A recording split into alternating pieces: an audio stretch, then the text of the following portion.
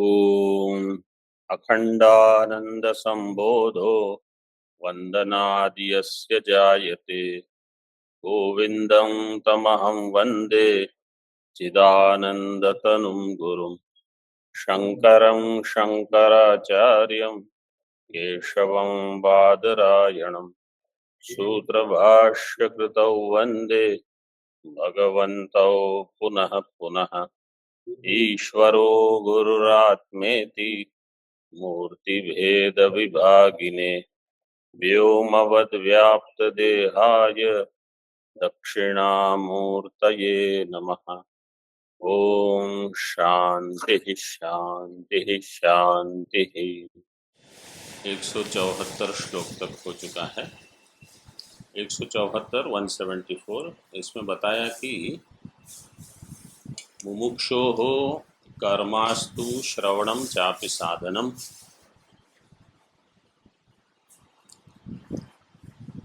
पूर्व पक्ष है। पूर्व पक्ष कह रहा है मुमुक्षोः कर्म श्रवणम च अपि साधनम अस्तु। मुमुक्षु के लिए कर्म भी साधन है, श्रवण भी साधन हो, वेदांत का श्रवण भी साधन हो सकता है। कैसे? दृष्टांत देते हैं। हस्तवत् द्वयम एतस्य स्वकार्यम साधयिष्यति। जैसे दो हाथ होते हैं वो अपने कार्य की सिद्धि करते हैं। जैसे पक्षी को दो पंख होते हैं, ऐसे ज्ञान और कर्म दोनों के साथ इनकी उड़ान हो सकती है। ये पूर्व पक्ष है। साधयिष्यति, साध धातु का क्या रूप बनेगा?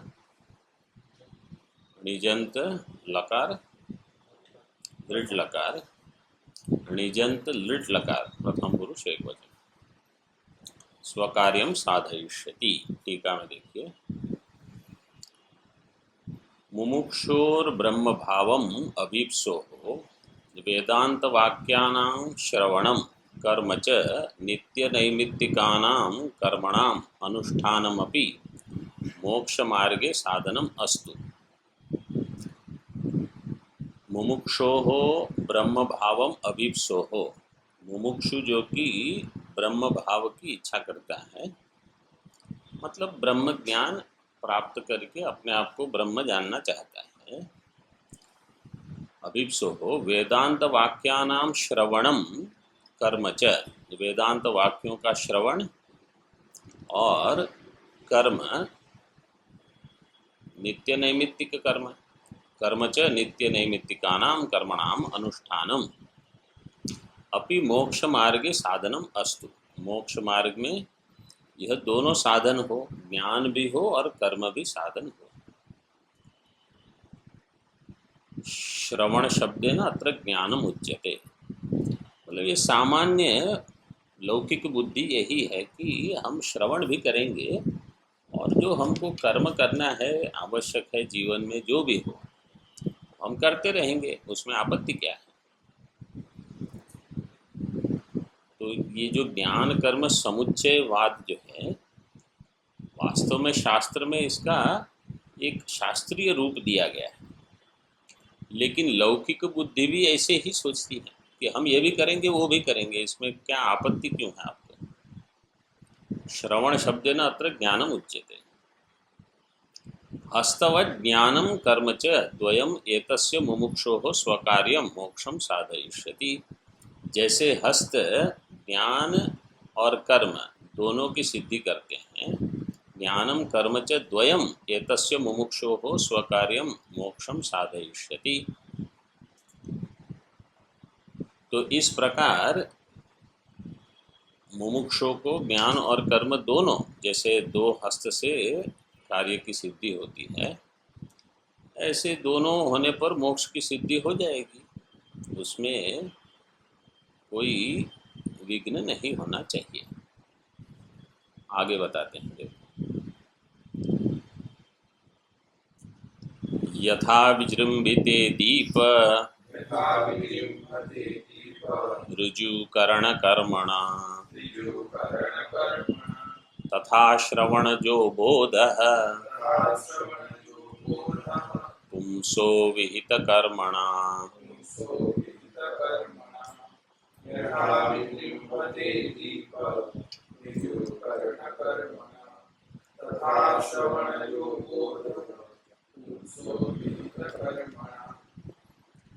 यथा ऋजु कर्म करण कर्मणा दीप विजृंभते, ये दृष्टांत है। तथा पुंसः बोधः विहित कर्मणा श्रवणजो बोधः विहित कर्मणा विजृंभते।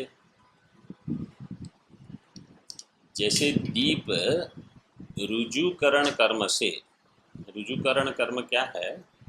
जैसे आप कपास होती है, दीप के लिए उसको जलाते हैं, घी में रख के तेल में रख के उसको जलाते हैं, लेकिन ऐसे ही नहीं जला देते, हम उसको बाती बनाते हैं, उसको थोड़ा दूध में डाल के ऐसे घिस घिस के, तो जितना वो ठीक उसकी शिखा बनती है, फिर इस प्रकार से उसकी जो प्रभा होती है वो अधिक भान में आती है, मतलब अधिक दिखाई देती है। ऐसे ही जला दिया तो थोड़े समय में वो चला जाएगा, उसको कहते हैं रुजुकरण। टीका में दिया है तुलिक रुजुकरण, मतलब जो कापूस है उसको ठीक से बनाए। रुजुकरण कर्मणा दीप विजृंभते। इसी प्रकार श्रवण जो बोध है, श्रवण से जन्य जो बोध है, ज्ञान है, वो विहित कर्म से, विहित कर्म के द्वारा वो बोध है विजृंभते, मतलब कर्म भी आपको करते रहना है, कुछ उपासना करनी है, कुछ अन्य कर्म करना है, इत्यादि इत्यादि।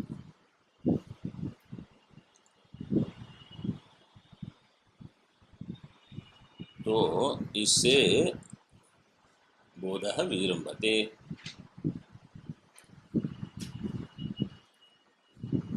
टीका में देखिए, रुजुकरण में क्या प्रत्यय लगा है? रुजु का जू दीर्घ कैसे हो गया? चौच सूत्र, हाँ, ची प्रत्यय लगा है, इससे रुजुकरण, रुजुकरण कर्मणा तथा तूलिक रुजुकरणेन, उसको ठीक ठीक ऐसे हाथ से मल के स्थिर करते हैं, तुलिक रुजुकरणेन। दीपो दीपशिखा विजृंभते, विजृंभते विकचते, कच बंधने धातु है, विकचते है विरुद्धम कचते, मतलब बंधा नहीं रहता, प्रकाशित हो जाता है, खुल जाता है। तथा पुंसो श्रवणजः श्रवणात् जातो बोधो विहित कर्मणा ज्ञान कर्म समुच्चयानुष्ठानेन विजृंभते। इसी प्रकार साधक का श्रवण से जन्य जो बोध है, श्रवणजः श्रवणात् जातो बोधो विहित कर्मणा, विहित कर्म के द्वारा, विहित कर्म मतलब कर्म तो है ही, ज्ञान भी है, तो ज्ञान कर्म समुच्चय अनुष्ठानेन विजृंभते इति।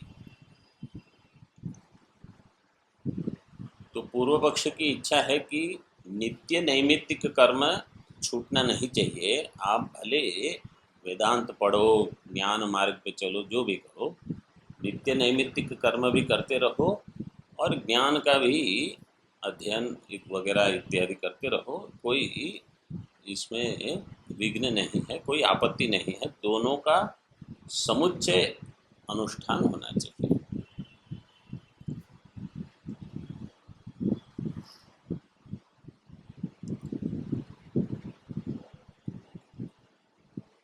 आगे अगला श्लोक देखिए, अतः सापेक्षितं ज्ञान मथवापि समुच्चयम् मोक्षस्य साधनमिति वदन्ति ब्रह्मवादिनः। कर्मसापेक्षितं ज्ञानम् अथवा समुच्चयम् मोक्षस्य साधनमिति वदन्ति ब्रह्मवादिनः। अतः ये 3 श्लोक का निगमन पूर्व पक्ष कर रहा है। अतः सापेक्षितं ज्ञानम अथवा समुच्चयम मोक्षस्य साधनम इति ब्रह्मवादिनः वदन्ति। इसलिए ब्रह्मवादी मतलब केचिद ब्रह्मवादिनः, मुख्य ब्रह्मवादी तो ऐसे नहीं कहेंगे, कोई अन्य अन्य ब्रह्मवादी जो समुच्चय का विधान करते हैं वो क्या कहते हैं, सापेक्षितम ज्ञानम, कर्म सापेक्षित ज्ञान,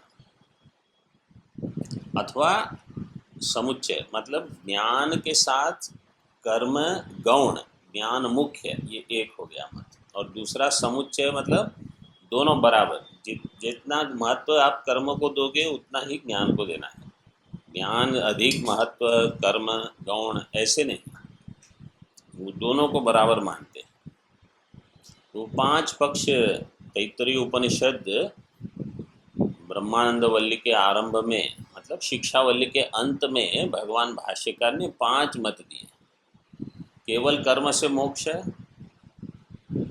कर्म प्रधान ज्ञान गौण से मोक्ष, ज्ञान और कर्म समान बल वाले उससे मोक्ष, ज्ञान प्रधान कर्म गौण इससे मोक्ष, और केवल ज्ञान से मोक्ष। ऐसे 5 पक्ष करके 4 का खंडन कर दिए।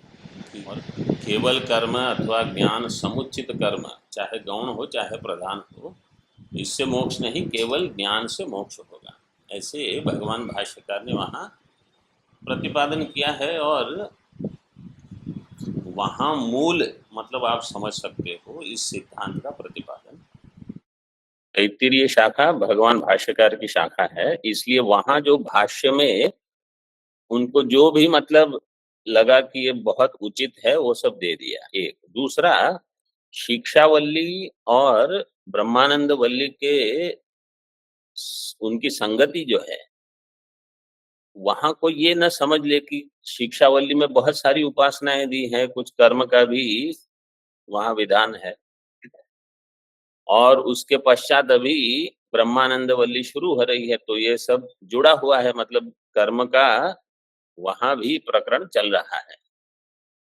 तो इसलिए वहां इन दोनों का विरोध बता दिया कि कर्म और ज्ञान का समुच्चय नहीं होगा, ये दो में विरोध है। इसलिए कर्म का प्रकरण यहाँ पूरा हो चुका है, अब केवल ज्ञान का प्रकरण आरंभ होगा। ऐसे तो यहाँ भी कोई कहता है कर्म सापेक्षितम ज्ञानम अथवा समुच्चय ये मोक्ष का साधन हो सकता है। टीका में अतः अतस्तत्व ज्ञानम नित्य नैमित्तिक कर्म सापेक्षितम ज्ञानम कर्म सव्यपेक्ष ज्ञानम अथवापि ज्ञान कर्मणो समुच्चयम मोक्षस्य साधनम इति केचित् ब्रह्मवादिनो वदन्ति। जैसे ये भर्तृ प्रपंच आदि मत है, अथवा जैसे ब्रह्मदत्त मत है, मंडन मत है, मंडन मिश्र करके एक कर्मकांडी थे, इन सब के मत में कहीं न कहीं वो समुच्चय मानते हैं। उपदेश साहस्री में एक प्रबल पूर्व पक्ष है, उसको वहां कहा प्रसंख्यानवादी, वो भी यही मानते हैं। देखो, कर्म शब्द का अर्थ केवल ये नहीं है कि कुछ कर्मकांड करना है। अगर कोई ये मानता है कि समझो हमने वेदांत का श्रवण किया, मतलब महावाक्य श्रवण हो गया, 10 उपनिषद भी सुन लिए, बहुत लोग सुन ही लेते हैं भाष्य सहित, अब कुछ हो नहीं रहा है तो क्या करना है, बोले रोज अहम ब्रह्मास्मि अहम ब्रह्मास्मि अहम ब्रह्मास्मि ऐसे कुछ विचार करते रहो। ज्ञान तो हो चुका है, लेकिन अभी उसका फल नहीं दिख रहा है, तो अहम ब्रह्मास्मि ऐसे करते रहना। जैसे जैसे गंगा जी का प्रवाह कैसे है, ऐसे अहम ब्रह्मास्मि का प्रवाह करते रहो। ये समुच्चयवाद है, ये वेदांत मत नहीं है। तो जिनको समझ में नहीं आता, वो सब ऐसे कुछ कुछ यहाँ वहां से जोड़ के करते रहो। प्रसंख्यानवाद यही है कि अब आप ज्ञान से कुछ हुआ नहीं तो कुछ उपासना जोड़ दो उसमें। उपासना किस लिए करनी है कि चित्त में एकाग्रता नहीं है, चित्त में शरणागति नहीं है, इसलिए मोक्ष के लिए उपासना नहीं करनी। जब कभी विघ्न आता है, समझो कोई परिस्थिति, सभी को परिस्थिति आती है, महात्माओं को भी कोई ना कोई परिस्थिति आएगी। परिस्थिति का समाधान हम कैसे करेंगे? अपने बल से लड़ते रहेंगे अथवा परिस्थिति बदलने का प्रयास करते रहेंगे? इससे बेहतर यह है कि ईश्वर की शरणागति हो कि परिस्थिति आई है तो चली जाएगी, और परिस्थिति का सामना करने के लिए हमको कुछ उचित जो बल चाहिए, मतलब बुद्धि। बल का अर्थ क्या है कि हमारी बुद्धि इस मार्ग से हिल न जाए, कहीं ये श्रवण छूट न जाए। तो इसके लिए उपासना होती है। उपासना इसलिए नहीं कि उससे मोक्ष हो जाएगा। तो उनके मत में, प्रसंख्यानवाद के मत में क्या कहा जाता है कि वेदांत तो आपने सुन लिया, अज्ञान की निवृत्ति नहीं होगी।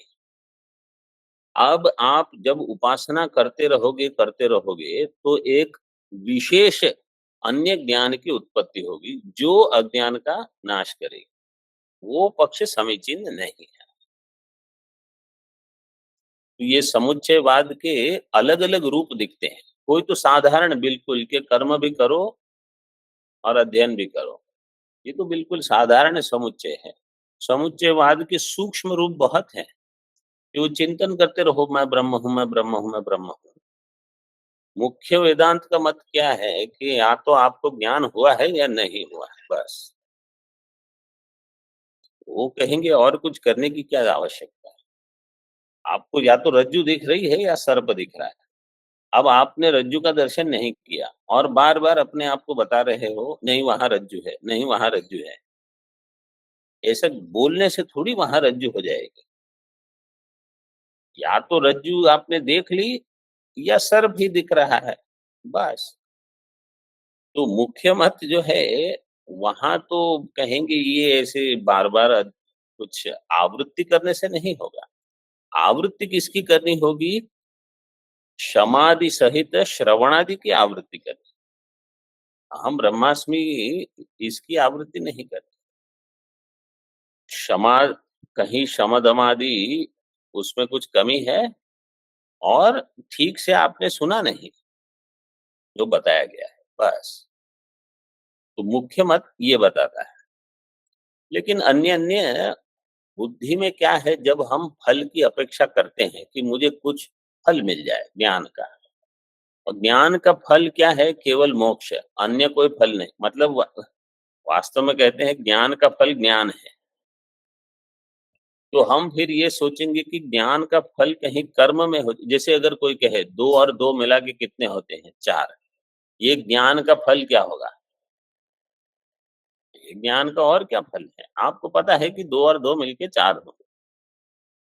अब आपको कहीं पुष्प गिनने हो या फल गिनने हो, वो फल केवल इतना है कि ये 2 है, 4 हो जाएंगे। 2 और 2 मिलके 4, बस। और कोई इसका फल नहीं है। ज्ञान केवल ये बता देगा कि आप ब्रह्म हो, और क्या फल हो। अगर मैं ये चाहता हूं कि इससे मेरा मन शांत हो, वो मन शांत के लिए आपको अन्य कुछ करना पड़ेगा। मन की अशांति और ब्रह्म ज्ञान में सीधे कोई संबंध नहीं है।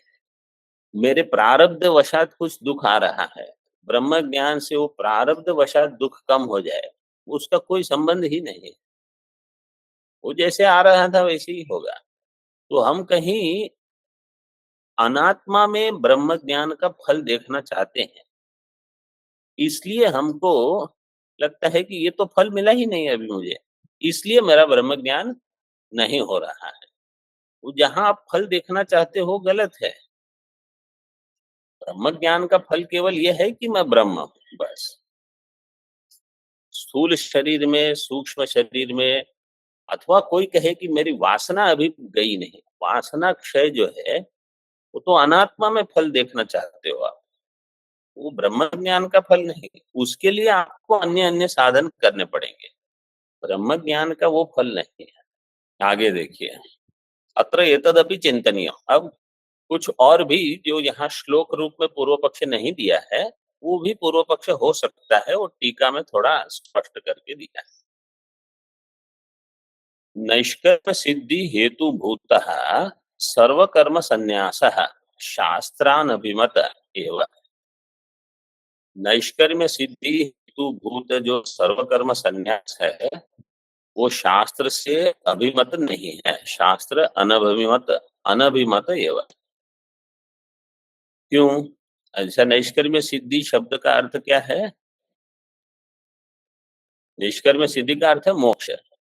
निष्कर्मस्य भाव नैष्कर्यम, नैष्कर्म्यम। ब्रह्म जो है वो कर्म रहित है, तस्य सिद्धि है। उस ब्रह्म की सिद्धि, सिद्धि का अर्थ है निश्चय। निष्कर्म भावस्य सिद्धि ही नैष्कर्म्य सिद्धि ही। तो नैष्कर्म्य का अर्थ क्या है? स्वरूपावस्थानम, क्योंकि उसके लिए कोई कर्म करना नहीं है। स्वरूपावस्थान के लिए कोई कर्म नहीं, बाकी सभी चीज के लिए कुछ ना कुछ कर्म करना पड़ेगा। तो ये है नैष्कर्म। जैसे गीता में भगवान ने कहा नैष्कर्म्य सिद्धिम परमाम संन्यासेना दिगच्छति, सिद्धिम प्राप्तो यथा ब्रह्म तथाप्नोति निबोध में इत्यादि। तो नैष्कर्म्य सिद्धि का अर्थ है कि ब्रह्म, अपने ब्रह्मत्व का निश्चय, सर्वकर्म संन्यास। पूर्व पक्ष कहता है ये शास्त्र का अभिमत नहीं है, सर्वकर्म संन्यास है शास्त्र अनभिमत एवं।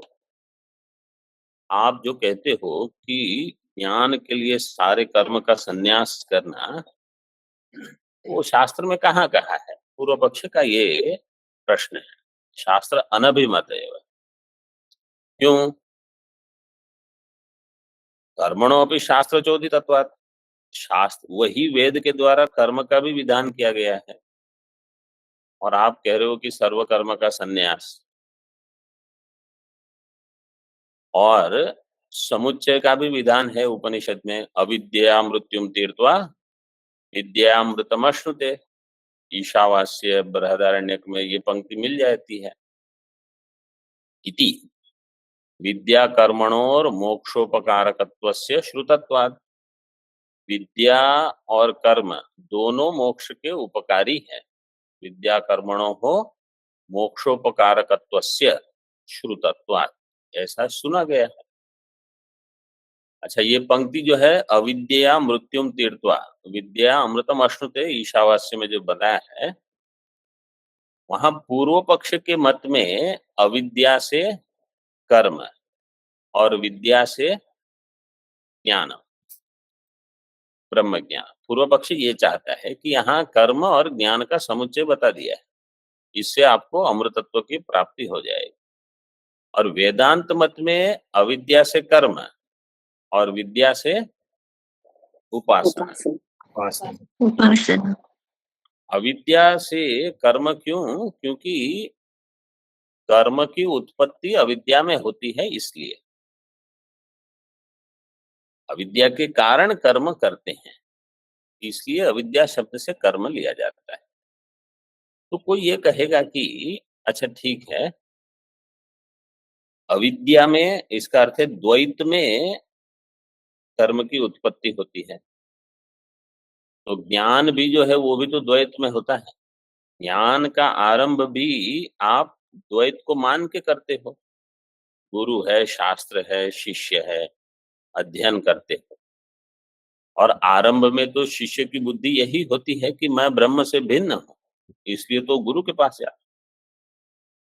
तो वहां भी तो द्वैत है, वो भी अविद्या में है। तो अविद्या शब्द से आप केवल कर्म को ही क्यों लेते हो? मतलब ये सब वेदांत के प्रश्न हैं। तो क्या उत्तर होगा? आप लोगों ने सुना तो है ही, वेदांत इतने समय से सुन ही रहे। अविद्या शब्द से केवल कर्म क्यों लेते हैं? अविद्या शब्द से ज्ञान क्यों नहीं लेते? वो भी तो अविद्या से ही उत्पन्न हुआ है, जैसे कर्म अविद्या में उत्पन्न होता है। तो इसका क्या उत्तर होगा? अरे उदाहरण दे दे, ये उदाहरण ही, एक उदाहरण के लिए दूसरा उदाहरण देने से क्या लाभ? कर्म जो है वो अविद्या में उत्पन्न होता है और अविद्या को बनाए रखता है। मतलब कर्म की उत्पत्ति द्वैत में और कर्म का पर्यवसान भी द्वैत में होता है। कर्म का जब फल प्राप्त होगा तो क्या रहेगा? द्वैत ही रहेगा। ज्ञान की उत्पत्ति द्वैत में होती है, लेकिन ज्ञान का पर्यवसान अद्वैत में होगा। ज्ञान के आरंभ के लिए आपको अविद्या चाहिए ही चाहिए, लेकिन ज्ञान का पर्यवसान अद्वैत में है, इसलिए अविद्या शब्द से ज्ञान नहीं लेंगे, अविद्या शब्द से केवल कर्म लेते हैं। अब ये ईशावास्य तो बहुत बार यहाँ हम पढ़ ही चुके हैं, लेकिन मतलब बहुत सारी ऐसी चीजें रहती हैं जो स्पष्ट नहीं होती, हम वही उतना ही पढ़ते हैं और आगे बढ़ते रहते हैं। तो अविद्या शब्द से इसलिए केवल कर्म ही लेना पड़ेगा, क्योंकि ज्ञान का पर्यवसान अविद्या के नाश में है, कर्म का पर्यवसान अविद्या को बनाए रखने में, इसलिए अविद्या और कर्म दोनों समानार्थ शब्द मान के वहां व्यवहार किया है भाष्यकार ने। और विद्या से उपासना विद्या, वो भी विद्या है, इसलिए उपासना विद्या और उसी का कर्म के साथ समुच्चय हो सकता है। आपने जो उत्तर दिया कि उन दोनों का फल में विरोध है, साधन में विरोध है, फल में विरोध है, इसलिए अविद्या शब्द से कर्म लेते हैं। मतलब समुच्चय इसलिए नहीं होगा कि उनके साधन में विरोध है, कर्म का साधन और ज्ञान का साधन। वो अगले पृष्ठ पर वो जो कोष्ठ दिया है उसमें वो स्पष्ट किया है सब। और उनके फल में भी विरोध है, बहुत विरोध है, अलग अलग सब विरोध बताए जाएंगे। और भी श्रुति पूर्व पक्ष दे रहा है, देखो, कुर्वन् एवेह कर्माणि जिजीविषेत् शतम समाहा। पूर्व पक्षी का कहना है कि शास्त्र कहता है कि जो जीवन जीने की इच्छा रखता है, जिजीविषेत् मतलब जिसकी जिजीविषा है, उसको तो कर्म करते ही रहने हैं, ऐसा बताया है। समाहा का अर्थ है संवत्सर, 100 वर्ष, शतम समाहा, 100 वर्ष तक जिसको जीना है, जीने की इच्छा है, उनको कर्म करना है। और यावत जीवम अग्निहोत्रम जुहोति, जब तक जीवन है तब तक अग्निहोत्र करना है। यज्ञ दान तपः कर्म न त्याज्यम कार्यमेव तत्, यज्ञ दान तप आदि जो कर्म है उसका त्याग नहीं करना है, कार्यमेव तत्। त्याज्यम में क्या सूत्र लगा है? कौन सा प्रत्यय क्या लगा है? रिहरण ण्यत, ण्यत प्रत्यय लग के उपधा दीर्घ, अतो उपधाया त्यज का त्याज्य हो गया, कार्यमेव। तो गीता का भी उदाहरण दे दिया, इत्यादि अनेक श्रुति स्मृति भी आदेह पातम नियत कर्तव्यतया कर्म विधीयत इति चेत। श्रुति स्मृति के द्वारा आदेह पातम, जब तक देह का पात नहीं हो जाए तब तक नियत कर्तव्यतया कर्म का विधान शास्त्र में किया गया है, इति चेत। अब सिद्धांती इसका खंडन करते हैं। मुमुक्षोर्युज्यते त्यागः कथं विहित कर्मणः इति शंका न कर्तव्या मूढ़वत् पंडितोत्तमैः मुमुक्षोः विहित कर्मणः त्यागः कथं युज्यते इति शंका पंडितोत्तमैः मूढ़वत् न कर्तव्या। अगली एक पंक्ति भी देख लो, अगला एक ही पंक्ति है अगले श्लोक में, कर्मणः फलमन्यत्तु श्रवणस्य फलं पृथक् कर्मणः फलम अन्यत् श्रवणस्य फलं तु पृथक्। कर्म का फल अन्य है, श्रवण का फल भी अन्य है। तो पहले दिया 177 में मुमुक्षो हो विहित कर्मणः त्याग कथम युज्यते, ऐसी शंका पंडितोत्तमई ही मूढ़वत न कर्तव्य। जैसे मूढ़ व्यक्ति शंका करते हैं, ऐसे पंडितोत्तमों को ऐसी शंका नहीं करनी। क्या शंका है कि जो वेद विहित कर्म है, वेदों में जिनका अनुष्ठान बताया गया है, उनका त्याग कैसे करना है। तो सिद्धांती कहते हैं कि ऐसी शंका मत करो, क्योंकि हमारे पास इसका समाधान है। जैसे आप वेद को प्रमाण मानते हो, हम भी वेद को प्रमाण मानते हैं। तो हम कुछ कहते हैं तो उसमें कुछ सोच समझ के हमने बताया होगा, कुछ विवेक होगा वहां। ऐसा नहीं है कि हम वेद की निंदा के अथवा कर्म की निंदा के पीछे पड़े हुए हैं। ये साधारण भी, कहीं भी ये विज्ञान भी हमको आवश्यक है। कहीं अगर आप किसी से कुछ बात कर रहे हो, या जब आपको पता है कि वो भी कुछ पढ़े लिखे हैं, ज्ञानी है, ज्ञानी मतलब कोई भी विषय में ब्रह्मज्ञानी हो ये आवश्यक नहीं, अगर वो कुछ मत कह रहे हैं तो उसमें कुछ महत्व होगा। ऐसे नहीं कि नहीं उनको कुछ पता नहीं। ये कर्मकांडी लोग ऐसे सोच रहे हैं कि क्या इनको कुछ पता नहीं।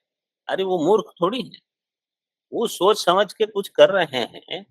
वो बिल्कुल आप उसको नगण्य मान के नहीं, इनका मत कुछ है ही नहीं, ऐसा नहीं है।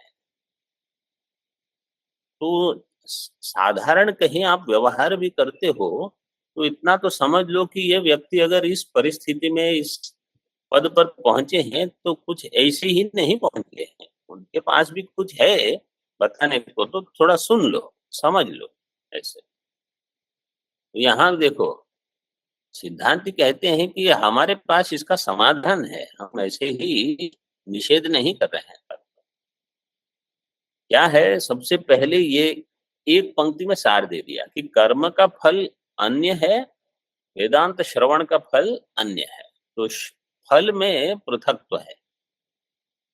तो जो कर्म करेगा उसको अन्य फल मिलेगा, और ज्ञान करेगा, ज्ञान के लिए जो प्रयत्न करेगा उनको अन्य फल मिलेगा। तो फल में ही भेद है, विरोध है, तो समुच्चय कैसे करोगे आप। ये जैसे सूत्र स्थानीय समझ लो कि एक सूत्र रूप से दोनों का विरोध बता दिया कि फल अलग अलग है दोनों। फिर आगे और भी विवरण करते रहेंगे, टीका में देख लीजिए। शास्त्र विहित कर्मण त्यागो मुमुक्षो कथम युज्यते इति शंका मूढ़वत पंडितोत्तमयी न कर्तव्या। ऐसी शंका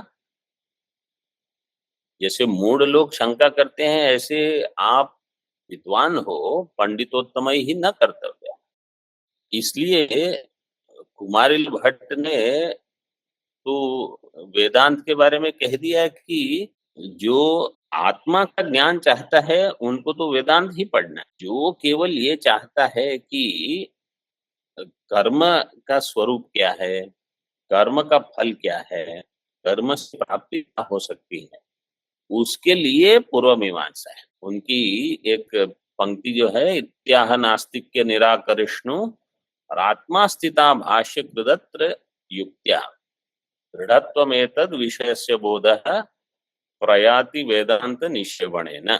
नास्तिकों का निराकरण करना मतलब जिनको वेद में आस्था नहीं है उनका निराकरण करके उनकी वेद में श्रद्धा हो। नास्तिक के निराकरिष्णु आत्मा अस्तिता, और आत्मा है जो इस देह के पश्चात भी रहेगा। आत्मा अस्तिता भाष्यकृत अत्र युक्त्या प्रतिपादिता। भाष्यकृत का अर्थ यहाँ भाष्यकार कौन है? पूर्व मीमांसा के शबर स्वामी, जैमिनी महर्षि के सूत्र पर शबर स्वामी जी के भाष्य हैं। उन्होंने इसका बहुत जोर से प्रतिपादन किया, जिस पर कुमारिल भट्ट जी की वार्तिक थी। लेकिन अगर आपको वेदांत का ज्ञान चाहिए, आत्मा का ज्ञान चाहिए, तो बोले आप वेदांत ही पढ़ो। मतलब उनको वेदांत से विरोध नहीं है, लोगों को भले कुछ लगता तो मूढ़वत पंडितोत्तम ही न शंका कर्तव्या। तु यस्मात् कर्मणः फलम अन्य श्रवणस्य फलम पृथक भिन्नम इत्यर्थः। क्योंकि कर्म का फल अन्य है और श्रवण का फल भिन्न है, तो दोनों भिन्न भिन्न फल वाले हैं इत्यर्थः। एतेन उक्तवाक्येन तयोर्ज्ञानकर्मणोस्तमः प्रकाशवत् अत्यंत भेद उक्तः।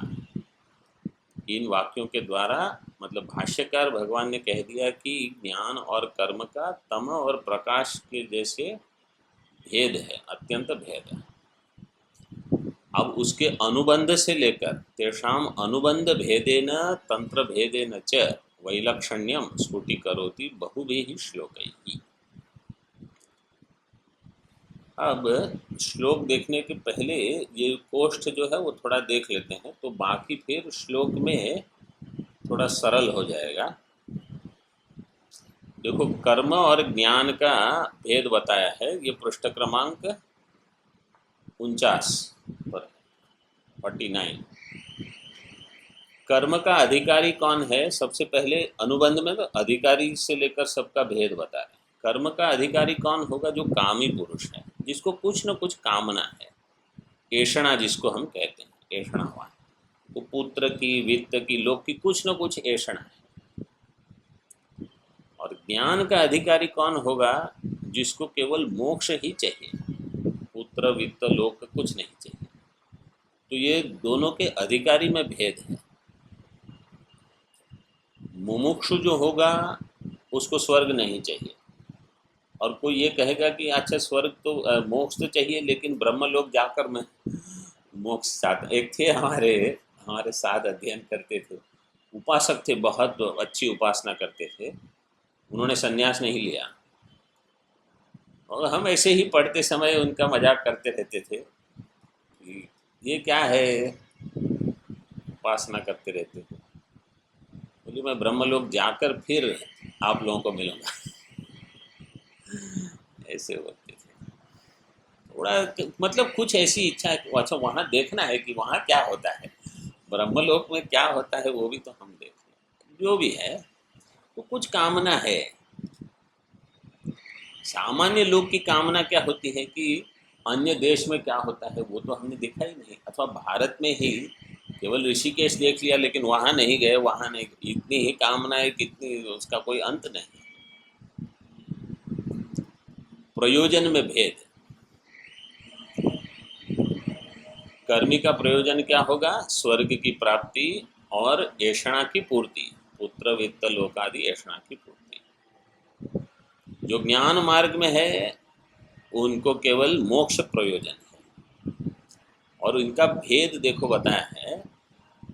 कर्म का जो प्रयोजन है वो है अप्राप्त की प्राप्ति, अप्राप्तस्य प्राप्ति, अपरिहृतस्य परिहार। जो परिहृत नहीं है मतलब जिसका त्याग नहीं हुआ है उसका त्याग करना है। जैसे दुख का, वेदांत का क्या कहना है? आत्यंतिक दुख निवृत्ति और परमानंद अवाप्ति ये प्रयोजन है। ये है प्राप्त की प्राप्ति और परिहृत का परिहार। वहाँ पूर्व वो जो पंक्ति है कर्म में, प्रयोजन तेना अप्राप्तस्य प्राप्ति अपरिहृतस्य, अपरिहृतस्य के बाद एक थोड़ी जगह छोड़ सकते हैं क्योंकि वो साथ में नहीं है शब्द, में भी लिख सकते हैं लेकिन जगह है हमारे पास तो थोड़ी छोड़ सकते हो। मतलब स्पष्टीकरण के लिए केवल। परिहृतस्य परिहार, ज्ञान में परिहृतस्य परिहार, किसका परिहार करना है?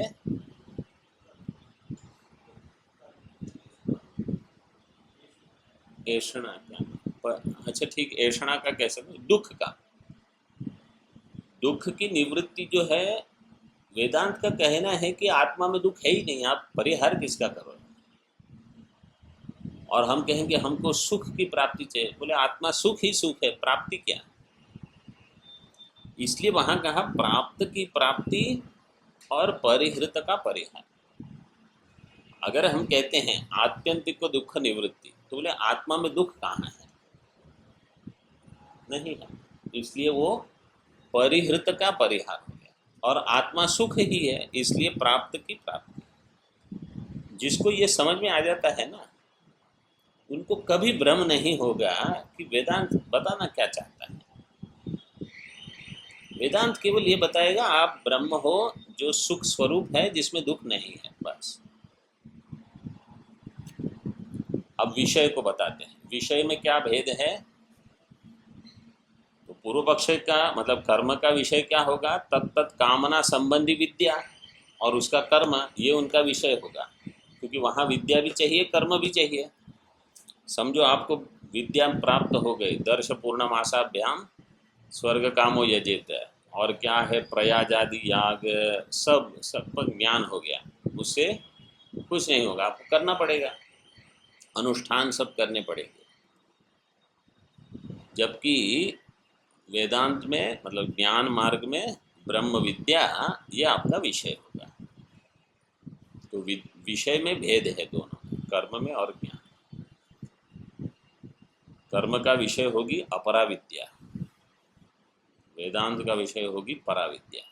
ये मुंडक उपनिषद में ऐसे विभाग किया। प्रमाण, दोनों का प्रमाण भिन्न होगा। कर्मकांड का प्रमाण क्या होगा? पूर्व मीमांसकानां मते कर्मकांडम तद ज्ञापकम कारकम च। पूर्व मीमांसक के मत में जो कर्मकांड होगा वो ज्ञापक भी होगा, कारक भी होगा। मतलब ज्ञान तो होगा, लेकिन ज्ञान के पश्चात आपको कुछ करना पड़ेगा। क्यों? उनका पूर्व पक्ष सूत्र क्या है? आमनायस्य क्रियार्थत्वात् अनर्थक्यम अतदर्थानाम। आमनाय जो है वो क्रिया के लिए है, केवल सुन के क्या होगा? तो केवल अगर आप कहोगे कि ज्ञापक है, कारक नहीं है, तो वो तो व्यर्थ है, अनर्थक्य है उसका। जैसे अर्थवाद वाक्य है, वो अपने आप में प्रमाण नहीं मानते, वो विधि से, विधि के शेष हो जाएंगे। और वेदांती क्या कहेंगे कि कर्मकांड जो है केवल ज्ञापक ही, आपको वेद जो है वो केवल ज्ञापक है, प्रमाण जो होगा वो ज्ञापक होगा, वो कारक नहीं है। उपनिषद तद ज्ञापकम न तो कारकम। उपनिषद मत में तो केवल ज्ञापक प्रमाण है, कारक प्रमाण नहीं। संबंध में भेद है। एक का संबंध है अपरा विद्या कर्मकांडे न संबंध है, अपरा विद्या का कर्मकांड से संबंध है, और ज्ञान में ब्रह्म विद्या का वेदांत के साथ संबंध है। तो ये भेद सभी में आपको दिखेगा। मतलब कितने बिंदु में कर्म और ज्ञान में विरोध है, साथ अनुबंध ही भिन्न है दोनों का। और भी दो चार आप जोड़ सकते हो जहाँ केवल अनुबंध को लेकर पहले विचार हुआ है। जैसे एक है पुरुष तंत्र कर्म और ज्ञान है वस्तु तंत्र, तो ये भी भेद है। आगे वो दिया होगा श्लोक में।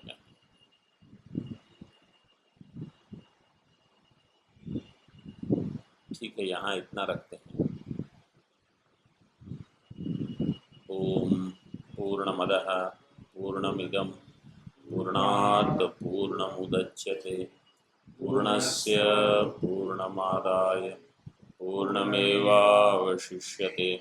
ओम शांति शांति शांति।